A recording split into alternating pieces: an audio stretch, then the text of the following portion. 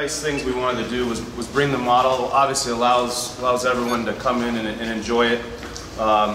As the guys were mentioning, you know, in terms of what has changed, really from an interior standpoint, it was almost the last vestige of our older products, and we felt it was a great opportunity. The exterior was already a great standpoint out there, and the interior we felt we really needed to have sort of a rejuvenation process. It's about 95% new when you look at the interior if you compared it to a 14 model. The elements that are basically carry over our headliner and our rear trim and the floor. But really all the touch surfaces, all those points that really someone's sitting in the seat, those are all new. Three basic points that we were you know, kind of had in mind and really want to keep in mind as developing the car was really this performance-oriented cockpit feel. It's a sort of a driver-centric feel that we've been putting in most of the Dodge products. And it also really spawned from the 71. The 71 had this nice simple shape. So the second thing is our color and trim story. Very retro, heritage inspired. And you'll see that we have almost, I think, every single trim combination out there for you guys to drive. And then last, the technology. Really, technology was one of the things that exterior benefited from it. The interior, you'll see that as well. So in terms of the overall design, 1971 was the inspiration as well for the interior. One of the things that I think we wanted to do in the studio was actually we went out and found a 71 panel, brought it in to the studio, and actually had our sculpting team recreate this panel out of clay, and to really get them to feel the surfaces that the 71 had. And a lot of the stuff that we really saw was the clean, the simple forms, really highlighting, you know, the jewelry that we have, and especially in this bezel. And the IP bezel for Challenger on the entry-level car is aluminum, stamped aluminum. So that is on every single model. So we feel, you know, with everything that I'm going to talk about, there's a lot of great standard features throughout the car. You can see there's a lot of inspiration as well in the 71 with this pod-like feel to it. The low-mounted door release handle was something we wanted to keep in there, but allows you to, you know, access it both ways. One of the biggest things that really we felt was something we had to do from day one was the trapezoidal console. So that was something that no matter what happened to the car, the rest of it, that was the thing that we were all working on. Probably one of the biggest engineering feats in terms of the interior, with the stamped aluminum bezel that is there standard. A lot of forming, a lot of sort of that back and forth engineering design had to happen. As you can see, we house the redundant controls for our integrated center stack, so they're right at your fingertips. Our shifters are housed in that area. We have both the automatic, the 8-speed torque light, automatic there, as well as a manual. A manual is available on our RT models and up. And also putting in the cup holder there. It was really this trapezoidal console, I think, was really the thing that no matter what, we needed to have it maintained.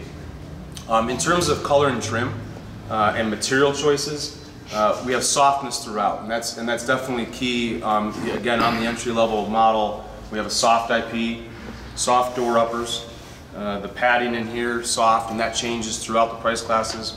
Soft door armrest, that also is true on the center console, as well as the wrapping around it in terms of leg splay, and as you're going through corners that you have soft points that your knees are hitting, and all of that is standard. 14 interior color and trim combinations throughout the lineup, and really the key there is that it's the uniqueness that I think Challenger really wants to bring out in someone, and they want to choose their exterior colors, their stripe packages. You put the wheels on there, you really have all this uniqueness, and you can see it outside with all the cars. And the packages, as I mentioned, have this retro hue to them. So we have houndstooth, we have a vehicle out there, might have even a few, that brings back that sort of retro hue, reminiscent obviously of the 70s. And it's done in a nice clean way. It's on the insert of the seats. We also have the black and pearl, which is something that you saw in a 71. And we literally, in terms of the design phase, we went and found the old color and trim books from the Challenger and combed through them and said what was really, you know, some of the things that stood out to us. And especially that's why we did this model in black and white, because it was one of the colors that we really felt show off the interior pretty well. In terms of some other sort of touch points, steering wheel is the all-new Dodge steering wheel. For our Scat Pack appearance packages and some of the other later models that are going to come out, we do have a Dodge performance wheel. So it brings in some of the characteristics that you see in an SRT wheel. So we have that as a late availability that will be offered up. In terms of technology, that's the third sort of hallmark of the interior. We wanted to pack a lot in there. Obviously, a lot of our Chrysler Boot vehicles have benefited from our Uconnect system, so that is obviously in this vehicle. It comes standard with a 5-inch touchscreen, so that is on the entry-level model, and then you can easily right then step up to the 8.4-inch screen, which you guys see in front of you. One of the other great points is our cluster. So our cluster design brings in the 7-inch TFT, and that's standard, so there is no sort of base radio or base cluster. It is coming with that 7-inch screen from day one.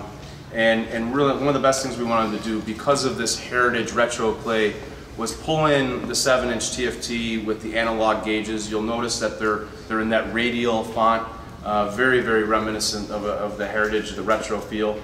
And we did it in such a way that the screens themselves have a little bit of a retro flair to them. So it's a nice, we feel it's a nice sort of unifying that old and new technology all together. You have a lot more performance screens, a lot more telemetry available now in the cluster. And again, that's from the entry-level model on up.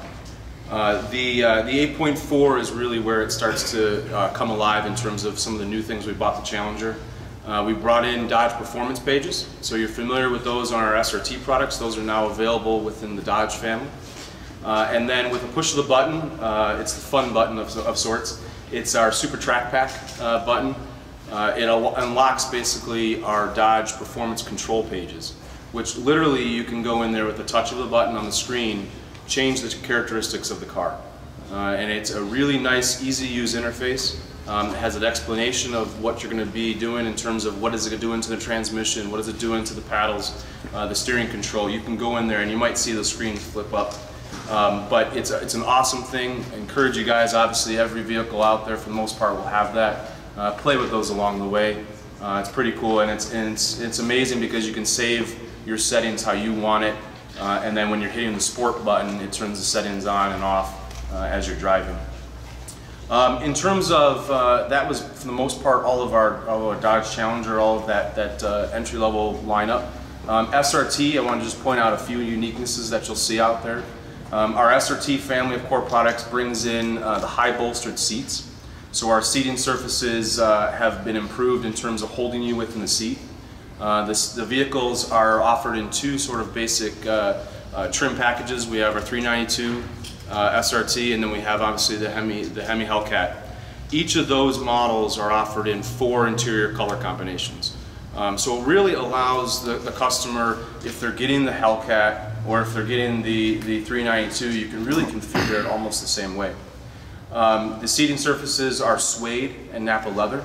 All of our leather style seats and or leather or suede seats are standard with heated and ventilated, which is awesome. So any leather seat that you see out there today is a ventilated and heated seat. And that is also on the core Dodge products as well. Some of the other things is our steering wheel for the SRT products obviously has the flat bottom steering wheel. Great in terms of having a little bit more space down there. Obviously it's a hallmark of looking in the car, and you feel that's definitely more of a race car in terms of that approach. Hellcat also brings in a unique finish on the aluminum bezel. So you'll see that in any of the Hellcat models, it's called an engine spin. And literally it's little, almost like, back to sort of that engine turning process that you see in engine building. It's these little small circles that are all done. It's a really awesome finish, and it makes it stand out pretty good. Another hallmark of our Hellcat product is our cluster area.